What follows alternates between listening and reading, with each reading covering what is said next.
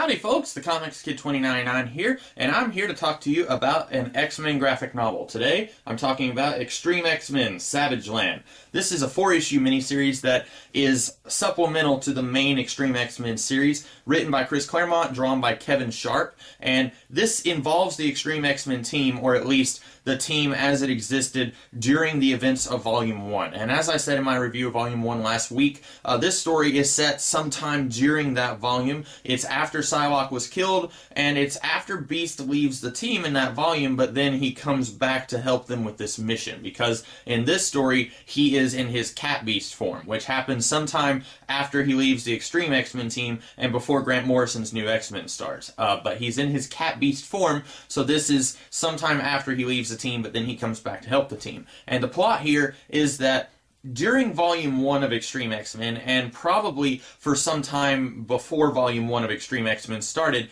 Rogue's powers have been acting differently. Always before, she would touch someone, and temporarily, she would have their personality, their memories, and their powers. But then, those would go away, and she would only have a very small part of that person inside her. But as Bishop in this volume says, small but easily able to be controlled. And now, at some point, for a little bit of time now, her powers have been acting differently. Now, she can just decide to call up Wolverine's claws if she needs to, or Cyclops' eye blast. She doesn't need to touch them again to get those powers again. She has them on cue, ready to be pulled up whenever she needs to. And it's a little unclear if she has control over these powers. In Volume 1, it looked like she had control over them. She was able to just pull up Wolverine's claws at one point, and I wasn't getting the feeling that she was unintentionally pulling up Wolverine's claws, but maybe she was. I'm not really sure. But here, we are told that in addition to that aspect of her powers changing, now she's also getting seizures. And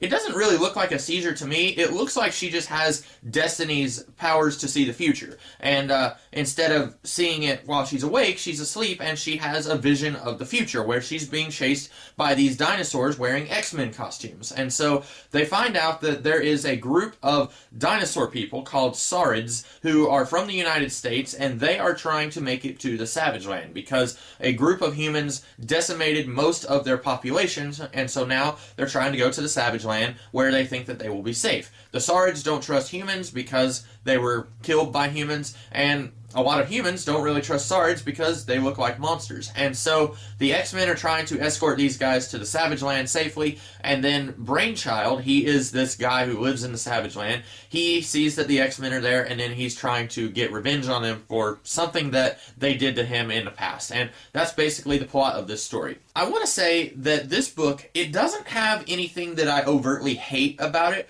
but at the same time, it has very little that I overtly love about it. It's kind of just there in the middle. I think, based on what I remember from the main X-Treme X-Men series, this story is better than most of the main X-Treme X-Men series, but it's still not a fantastic X-Men story. Better than most of X-Treme X-Men, but still not something that I would put in, say, my top 30 X-Men stories of all time. It's just kind of there.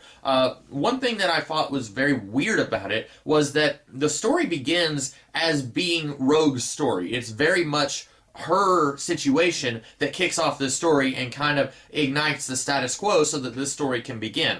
And then by the end of the story, she's just kind of in the background. She's not really doing anything other than fighting dinosaur people. And by the end of the story, it becomes Storm's story.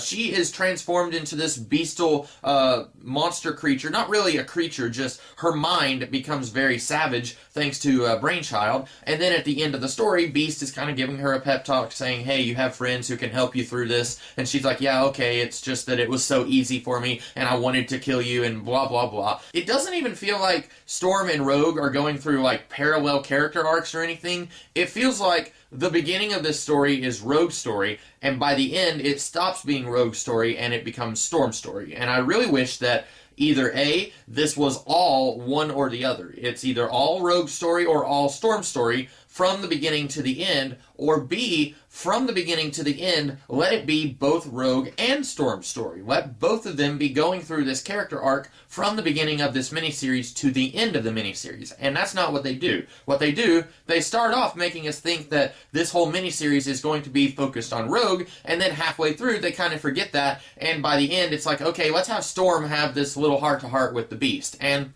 it just feels a little bit sloppy that way. And part of that may be that this is only 4 issues long, which is a normal length for a miniseries, but most of the X-Treme X-Men storylines were like 5 to 6 issues long.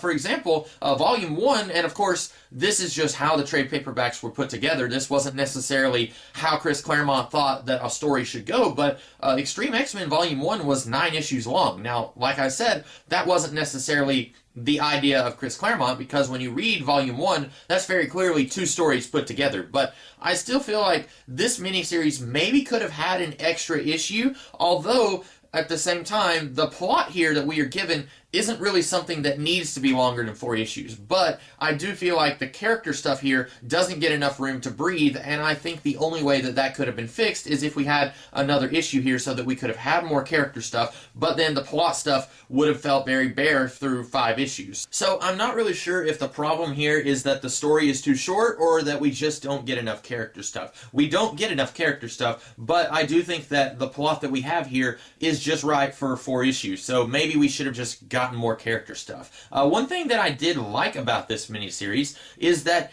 it doesn't feel as much like it's trying to ignore past Marvel history. Around this time, early 2000s, Marvel had just declared bankruptcy a few years earlier in the late 90s, and this was a period of time where I feel like in response to declaring bankruptcy, they were trying to find a way to get right back on their feet, and the way that they were doing that was having this darker, more realistic way of telling stories all across the board. So you look at the early stuff in J. Michael Straczynski's Spider-Man run, or Kevin Smith's Daredevil, or Bruce Jones's Incredible Hulk run, or Grant Morrison's New X-Men, or even Joe Casey's Uncanny X-Men.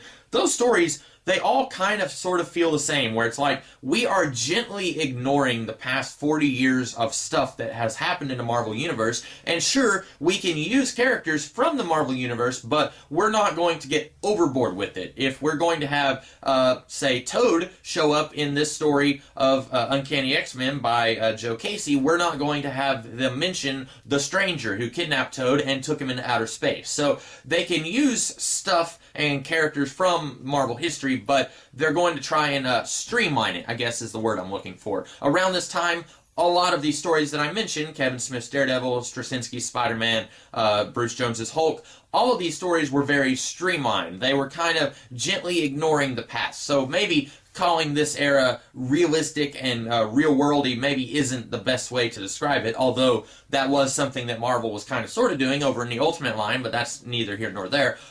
Chris Claremont's stuff in X-Treme X-Men kind of sort of does all that.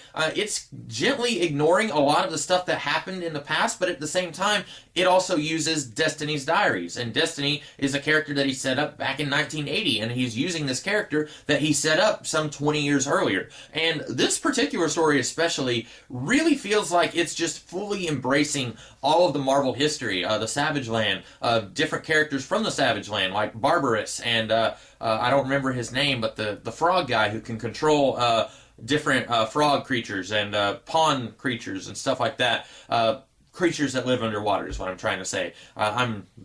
My mind is somewhere else today. All these Savage Land characters, Brainchild, they all show up in this story, and it feels like Chris Claremont is saying, you know what, I know that everyone else is gently streamlining the stories that they're doing so that we have kind of a new Marvel universe, but I'm going to use some of these characters that are like 30 years old, and I don't care what happens. And he does, and I don't think that the story suffers for it. It does feel a little strange that this story is so freely using characters from before the year 2000, while other versions of the X-Treme X-Men, other stories in X-Treme X-Men, some of them do use characters such as William Stryker or Guido Carasola, characters like that who were older characters. They show up, but in those stories they also feel like they are more updated versions of those characters for the 21st century. So this feels different than all of those stories that were happening around this time, and I kind of like that. That's something that I thought was a very refreshing change of pace from a lot of the other early 21st century stories that were coming out around this time. As I said, this story is not really bad or really good. It's just kind of there. I would recommend that you read it if you are a fan of the early 2000s X-Men stories. If you've read Joss Whedon's if you've read Grant Morrison's new X-Men, or even Joss Whedon's Astonishing, although that was a little bit later in time, if you've read Morrison's new X-Men and Joe Casey's Uncanny X-Men, and if you've read all of Chris Claremont's X-Treme X-Men, but you didn't know about this miniseries, I would recommend that you check out the X-Treme X-Men Savage Land miniseries. Bear in mind, it's not a great story, it's just kind of there. That was my thoughts on it. I hope that you guys liked this video. If you did, be sure to like, share, comment, and subscribe, and I will be doing other videos throughout the rest of this week, so be sure to check those out as well. And next week, I will be returning to the main X-Treme X-Men series, where I will be talking about Volume 2 of X-Treme X-Men, Invasion. So be sure to check out that video next week, and all my other videos that I do throughout this week. So in the meantime, I will see you guys later in the week. Catch you later. Have a good one.